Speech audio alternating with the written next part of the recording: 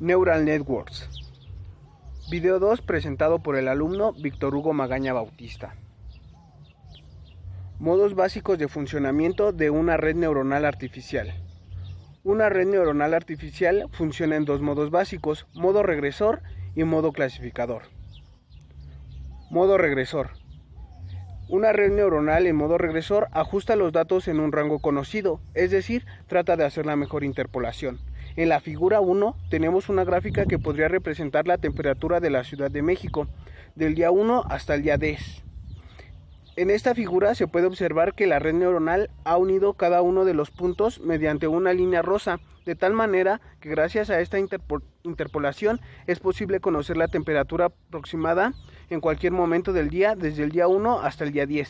El término interpolar hace referencia a que la red neuronal dibuja una línea entre dos puntos conocidos mediante el cálculo de los valores faltantes entre los dos puntos.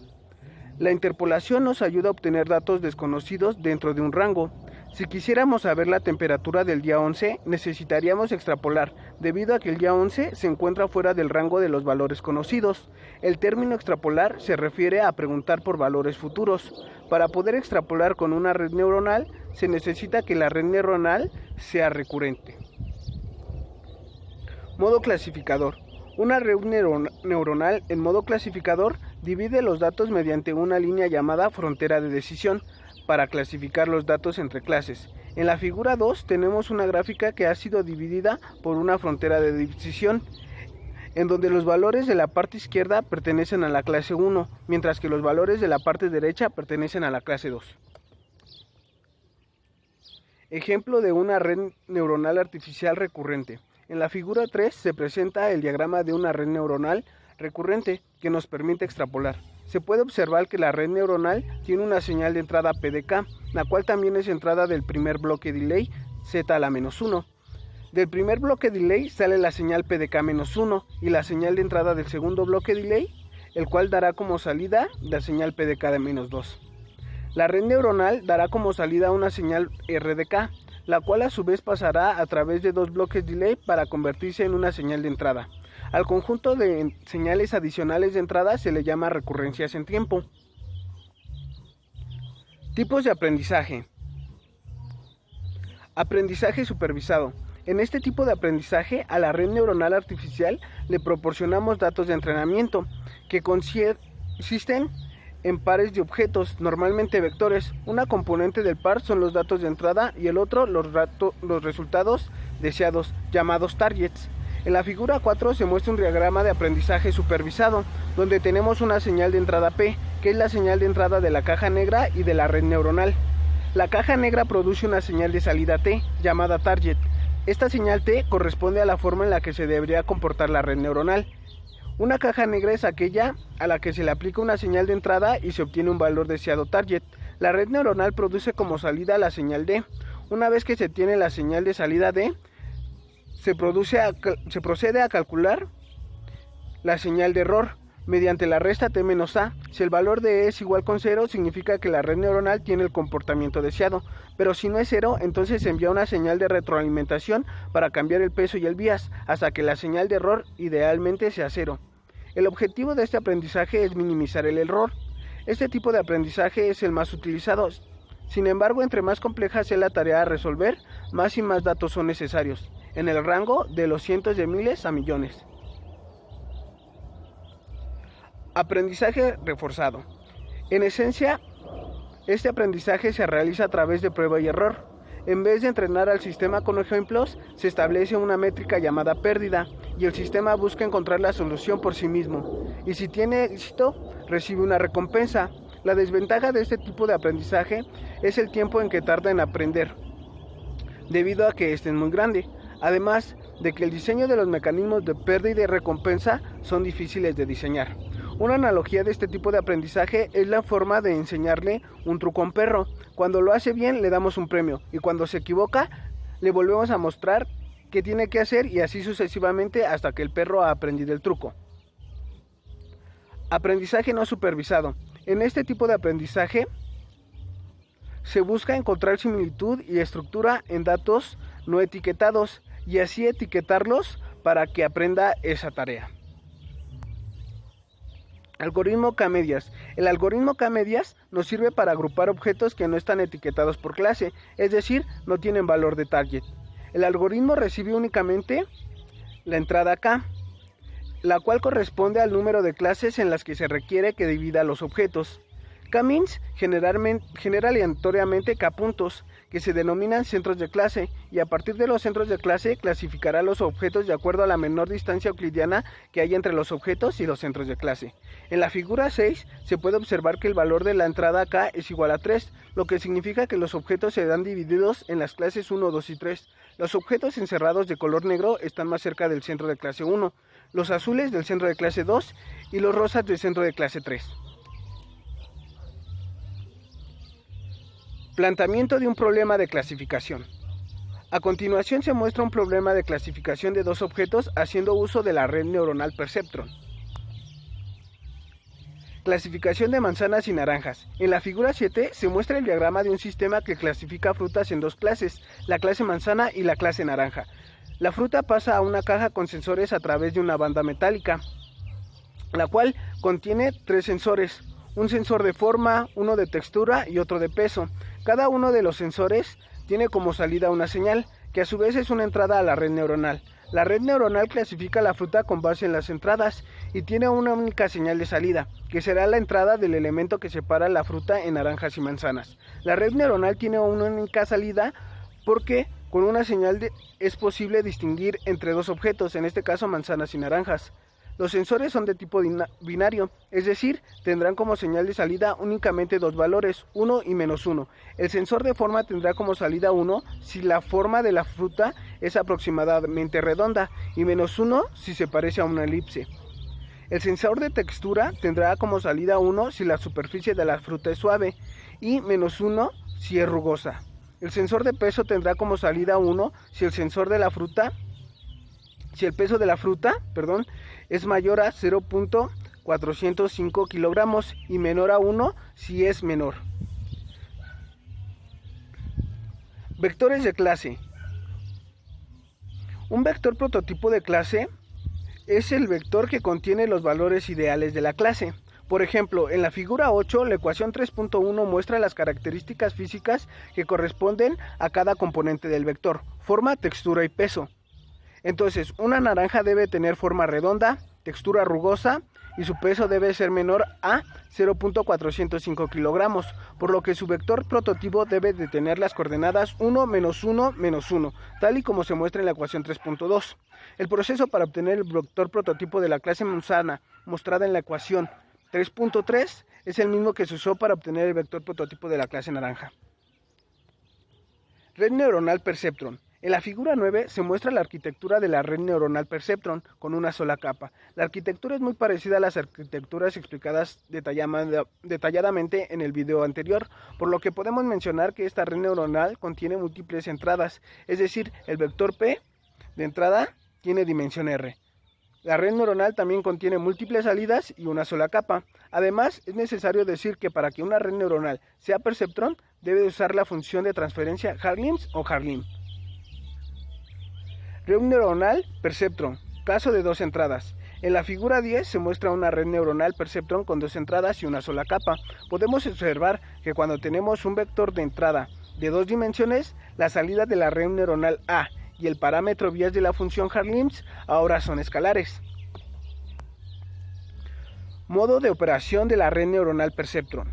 Las redes neuronales Perceptron pueden clasificar los vectores de entrada en dos categorías. Por ejemplo, para un Perceptron de dos entradas, si W1,1 es igual a -1 y W1,2 es igual a 1, entonces la salida de la red neuronal es A igual a Harlim de N. También que esto será igual a A de Harlim de WP más B. Y hacemos la sustitución del vector W, que en este caso es -1,1. Por lo tanto, si el producto interno de la matriz de peso, un vector de filo únicamente en este caso, con el vector de entrada es mayor o igual que -b, la salida será 1. Si el producto interno del vector de peso y la entrada es menor que b, la salida será -1. Esto divide el espacio de entrada en dos partes. En la figura 11, el punto 2 muestra el caso en el que el producto interno de la matriz de pesos W y el vector de entrada P es mayor al vías, y el punto 3 muestra el caso que es menor o igual. Graficar la frontera de decisión. La frontera de decisión está determinada por la ecuación WP más B igual con 0. En la figura 12 identificamos las regiones más 1 y menos 1, graficando el vector de peso W, el cual contiene los valores menos 1 y 1, los cuales corresponden a las coordenadas P1 y P2 respectivamente. El vector W tiene las siguientes propiedades. Siempre parte del origen, apunta a la región más 1 y es perpendicular a la frontera de decisión. Continuando con el problema de la fruta. Debido a que solo hay dos categorías en el problema de la fruta, podemos usar una red neuronal perceptron de una sola neurona. Las entradas vectoriales son tridimensionales, R igual con 3. Por lo tanto, la ecuación del perceptron será A igual a Harlim's de el vector W1,1, W1,2, W1,3 por el vector P1, P2, P3 más B. Ahora debemos encontrar los valores del vector de peso W y el valor del vías para que la red perceptron pueda distinguir entre manzanas y naranjas. Solución del problema de clasificación a partir del método gráfico. Entonces, como habíamos dicho, lo que queremos encontrar son los valores de las componentes del vector W y el vías. Lo primero que debemos de hacer es graficar el plano tridimensional. Cada una de las componentes del plano tridimensional corresponde a los sensores. Por ejemplo, P1 corresponde al sensor 1, P2 corresponde al sensor 2 y P3 corresponde al sensor 3. Ahora, lo que necesitamos hacer es dividir al plano tridimensional en dos partes, de tal manera que de un lado podamos ubicar a las manzanas y del otro lado podamos ubicar a las naranjas. En la figura podemos observar que también se han graficado los vectores prototipos de la clase manzana y el vector prototipo de la clase naranja. Ahora procederemos a encontrar una frontera que nos permita dividir en dos partes estas clases, es decir, en una parte queda la clase manzana y en otra parte queda la clase naranja, pero que nunca queden juntas. Por ejemplo, si tenemos la ecuación del plano P subíndice 3 igual con 0, vemos que esa ecuación nos genera el plano negro, que divide el plano tridimensional en dos partes, parte de arriba y parte de abajo. En este caso este plano no nos sirve porque tanto el vector de las manzanas como el vector de las naranjas quedan en la parte de abajo y quedan en la misma parte, entonces no nos sirve. Ahora, si proponemos el plano P subíndice 2 es igual con 0, nos formula el plano de color azul, el cual divide el plano tridimensional en parte derecha y parte izquierda, y ahora podemos ver que este sí nos sirve porque las manzanas quedan de una parte y las naranjas quedan de otra. También es posible ver que podemos generar múltiples planos correctos. Por ejemplo, si el plano azul lo inclinamos un poquito, podemos ver que aún así las manzanas nos siguen quedando de un lado y las naranjas nos siguen quedando del otro. Ahora, ya encontramos un plano que nos permite hacer la división que necesitamos. Ahora lo que tenemos que hacer para encontrar las componentes del vector W y el vías es igualar todo lo que tenemos dentro del argumento Harlim a la ecuación del plano P2. Es decir, necesitamos que el argumento de la función Harlim nos dé como resultado la ecuación P2 es igual con 0. Ahora proponemos valores mediante la prueba y error y podemos verificar que si ponemos el vector 0, 1,0 con componentes en W y el vía 0, al hacer esta operación de 0 por P1 más 1 por P2 más 0 por P3 es igual a P2, y luego si el vías vale 0, P2 más 0 es igual con 0, y podemos verificar que con este valor de W y el vías, con este valor también del vías, obtenemos la ecuación P2 es igual con 0, es decir, ahora ya encontramos los valores que estábamos buscando de las componentes de W y el vías. Las componentes de W es 0, 1,0 y el vías es 0. Comprobación de los valores obtenidos. Obtuvimos el valor de 0, 1,0 como componentes del vector W y el bias lo obtuvimos como un escalar 0. Ahora, graficamos el vector W. Al graficar el vector W nos damos cuenta que este está sobre el eje P2. Ahora, sabemos por definición que el lugar hacia donde apunta el vector W es la clase más 1, es decir, el vector W siempre apunta a la clase más 1, por lo tanto, la manzana está en el plano más 1 y la naranja está en el plano menos 1. Ahora, para hacer la validación, lo que tenemos que hacer es sustituir en la ecuación de Harlins con WP más B los valores que tenemos, los cuales calculamos anteriormente. Por ejemplo, W, que es este 0,1,0, P, que es el vector prototipo de la clase. En este caso, el vector prototipo para la naranja es 1, menos 1, menos 1, más el bias que encontramos, que es 0. Podemos darnos cuenta que cuando sustituimos estos valores con el vector prototipo de la clase naranja, esto nos da como resultado menos 1. Es decir, sí clasificó bien las frutas de tipo naranja. Ahora con el caso de la manzana, sustituimos igual los valores en la ecuación A igual a Harlins de WP más B, donde WP es el vector W que encontramos, P es el vector prototipo de la clase manzana y B es el valor del bias que también encontramos, que es 0. Al hacer esta sustitución y resolver la operación, nos damos cuenta que A igual nos da 1. Por lo tanto, también hace bien la clasificación de las manzanas. Por lo tanto, podemos decir que los valores que obtenemos de W y B son correctos. Prueba con valores desconocidos. Ahora, si tenemos como vector de entrada un vector con componentes diferentes a las componentes de los vectores prototipo tanto de la clase manzana como de la clase naranja, vamos a ver qué pasa. Por ejemplo, cuando tenemos el vector menos 1, 1, 1, al hacer la sustitución nos queda que la salida de la red neuronal es igual a menos 1. Esto nos indica que esta fruta se parece a una naranja. Ahora, gráficamente podemos ver cómo se está comportando la red neuronal. Es decir, lo que hace la red neuronal es calcular la distancia euclidiana que existe del punto P hacia el vector naranja y el vector manzana. Entonces, si está más cerca del vector naranja, nos dará como resultado menos 1, mientras que si el punto está más cerca del vector manzana, nos dará como resultado más 1. En este caso, el vector se encuentra más cerca del vector naranja, por eso tenemos menos 1. Red neuronal Hamming.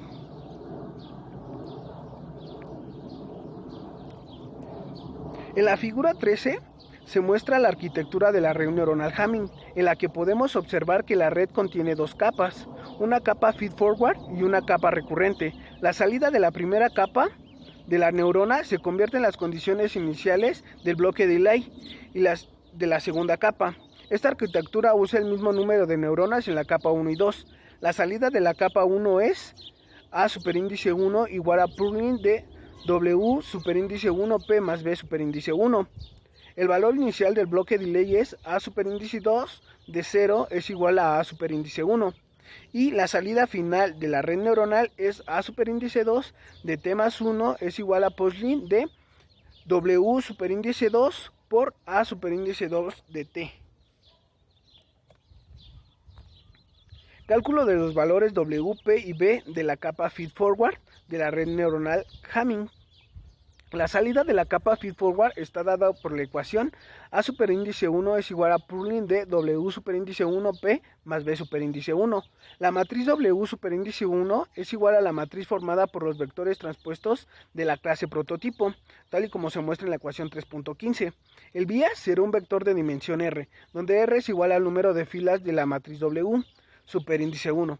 Y el valor de cada uno de los componentes del bias es igual al número de columnas de la matriz W superíndice 1, tal y como se muestra en la ecuación 3.16. Ahora, sustituyendo la ecuación 3.15 y 3.16 en la ecuación de salida de la capa feed-forward, obtenemos la ecuación 3.17.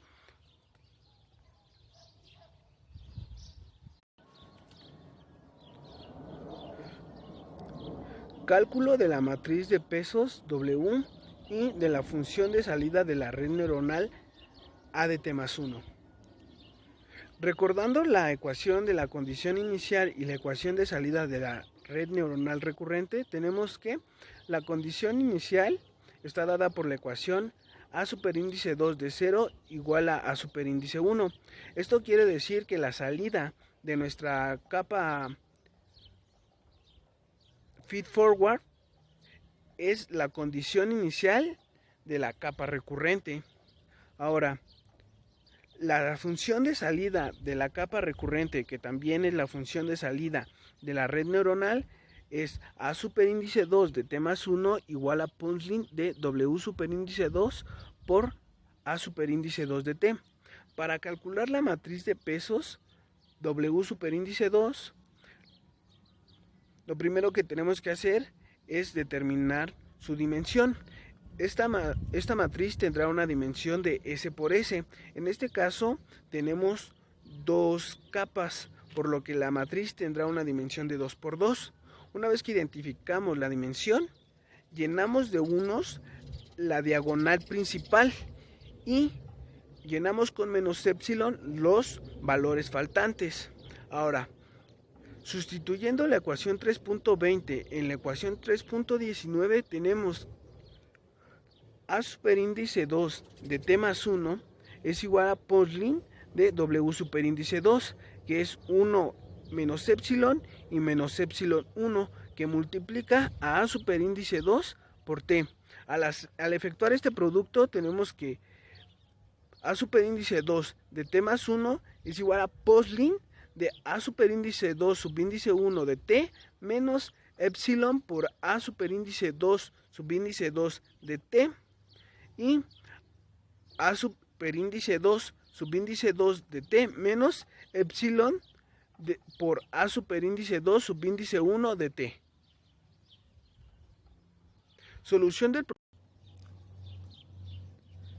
Solución del problema de clasificación entre naranjas y manzanas mediante la red neuronal de Hamming.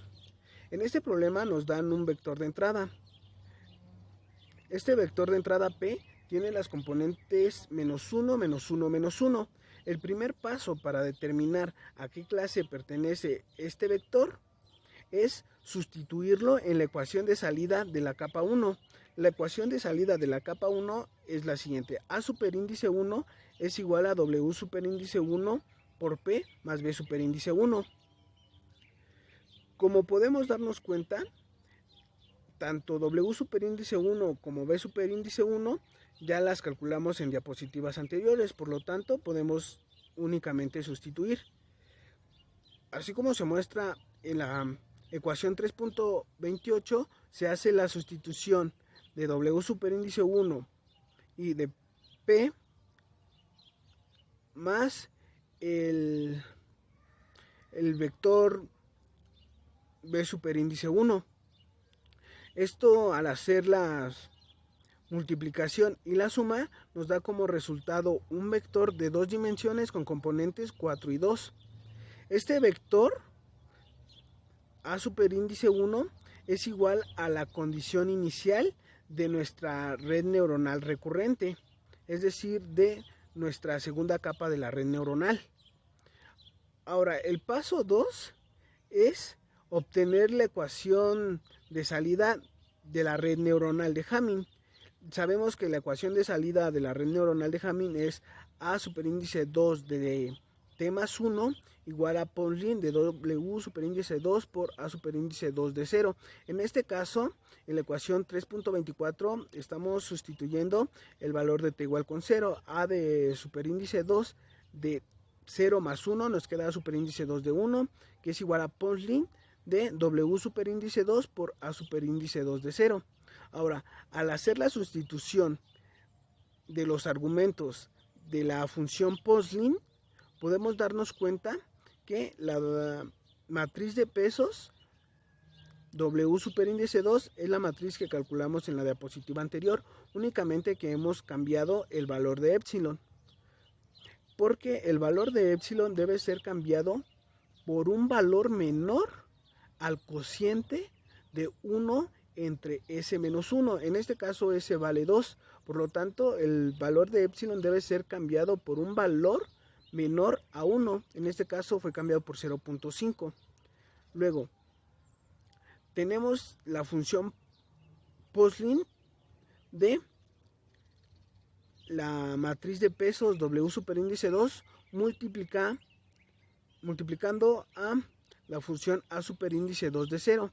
Esto lo podemos ver en la ecuación 3.24, pero nosotros ya encontramos A superíndice 2 de 0, que es nuestra condición inicial, la cual es el vector de dimensión 2 con componente 4,2. Entonces, hacemos la sustitución, hacemos el producto de la matriz con el vector y nos queda un vector con componentes 3,0. Al aplicarle Poisson a este vector, nos damos cuenta que queda igual porque no tenemos componentes negativos. Ahora, es importante mencionar que para que una red neuronal de Hamming converja, debe de cumplir dos condiciones. La primera condición es que el vector de salida de la red neuronal de Hamming debe tener uno y solo un punto con valor 0. Es decir, uno de los componentes del vector de salida debe ser 0. Y la otra condición que debe cumplir es que la salida de la red neuronal debe de repetirse por lo menos durante 2 ciclos. Por ejemplo, para verificar en la ecuación 3.24 nos podemos dar cuenta que sí cumple la condición de que una de las componentes sea 0, pero necesitamos verificar que la salida de la red neuronal tiene 2 iteraciones con el mismo valor de salida. Entonces hacemos una iteración, pero ahora cambiamos, en lugar de A superíndice 2 de 0, ahora va a ser A superíndice 2 de 1, que lo calculamos en la ecuación 3.24. Y al hacer la sustitución, nos queda un vector con coordenadas 3,0. Entonces, la salida se vuelve a repetir durante esta iteración, es decir, tenemos 2 iteraciones que nos dan la misma salida, por lo tanto se cumple la primera y la segunda condición de convergencia. Ahora, ¿cómo interpretamos el vector que nos da como salida la red neuronal de Hamming? Podemos darnos cuenta que el vector tiene 2 componentes. La componente 1 es 3 y la componente 2 es 0. A nosotros lo que nos va a interesar es la componente que es diferente de 0, en este caso 3. Y para ello tenemos que verificar cómo hicimos la asignación de los vectores ideales de las clases naranja y manzana. Esto lo hicimos en la matriz de pesos de la red neuronal 1. Por ejemplo, aquí abajo de la ecuación 3.25 puse la matriz de pesos de la red neuronal 1.